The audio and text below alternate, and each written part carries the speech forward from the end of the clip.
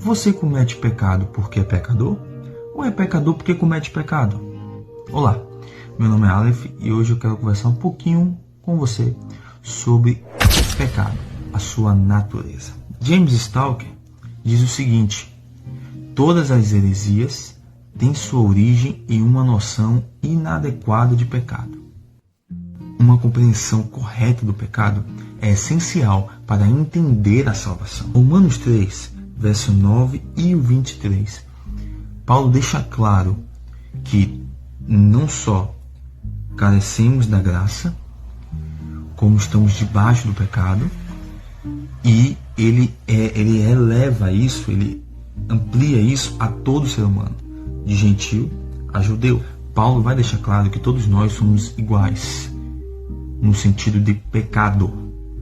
Todos nós estamos debaixo do pecado.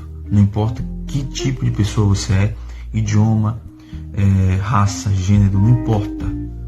Você e eu somos pecadores. Você e eu estamos debaixo do pecado. Paulo deixa claro isso. O teólogo estadunidense Karl Popper diz: onde há história, há pecado. Vamos destrinchar isso em 3 pontos. Primeiro ponto que a gente precisa compreender. Lá em Deuteronômio capítulo 24, verso 16, Moisés vai deixar muito claro que não tem isso de pecado do pai passar para filho. Pecado é uma coisa pessoal. Esse é um ponto muito importante que precisamos salientar. Segundo ponto, e que eu acho de extrema importância, é entendermos a natureza pecaminosa. Pois, ao compreender isso, compreenderemos melhor a ideia de salvação, a ideia de perfeição. Uma coisa que precisamos salientar, que respondendo à pergunta feita no início, nós não somos pecadores porque cometemos pecado. Cometemos pecado porque somos pecadores. Somos pecado por natureza.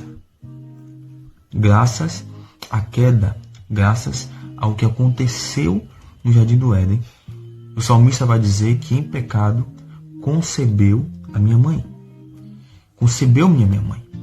Ou seja, nós já nascemos neste mundo com a natureza pecaminosa. Como diz o teólogo puritano Thomas Gattaker, o coração natural é como um terreno baldio onde cresce toda sorte de erva daninha e que não produz nada de bom, caso não seja bem cultivado. Bernard Hahn, ele vai dizer o seguinte sobre o mesmo assunto: o problema com o pecador não é cometer esse ou aquele pecado, mas todo o seu psiquismo ser semelhante a um navio, cujo leme, no caso a vontade, ficou preso no ângulo errado. Terceiro ponto importante sobre o pecado que precisamos salientar e que fica muito claro em Gênesis capítulo 3. O pecado nada mais é do que direcionar o amor para a coisa errada. Colocar o amor em direção àquilo que não é correto ou que não é o certo. Eva, por exemplo, naquele momento, a serpente ali, no caso Lúcifer ali, Satanás, fez com que Eva amasse a si mesmo, ao ponto de querer ser o seu próprio Deus. Colocou em xeque, em dúvida, a palavra de Deus, tipo, peraí, mas ele disse certamente morrerás, mas certamente não morrerás. E Eva só pegou no fruto no momento que Satanás disse: se comeres, sereis igual a Deus. Naquele momento, Eva demonstrou que amava mais a si, mais a sua vontade, mais aquilo que ela queria, do que a vontade do Pai, do que a obediência ao Pai, do que a obediência a Deus.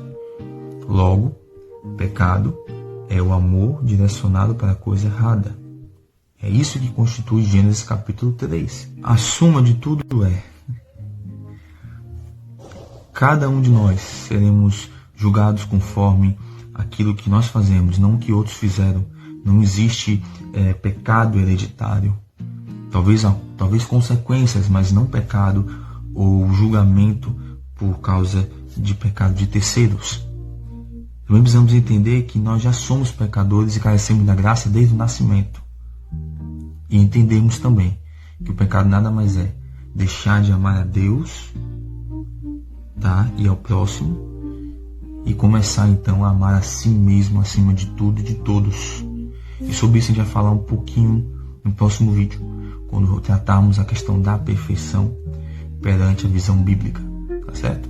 Deus abençoe você, meu amigo. E lembre-se, eu e você somos iguais. Precisamos do mesmo Deus. Somos dependentes da mesma graça e da mesma misericórdia. Busque Deus incessantemente. Deus te abençoe.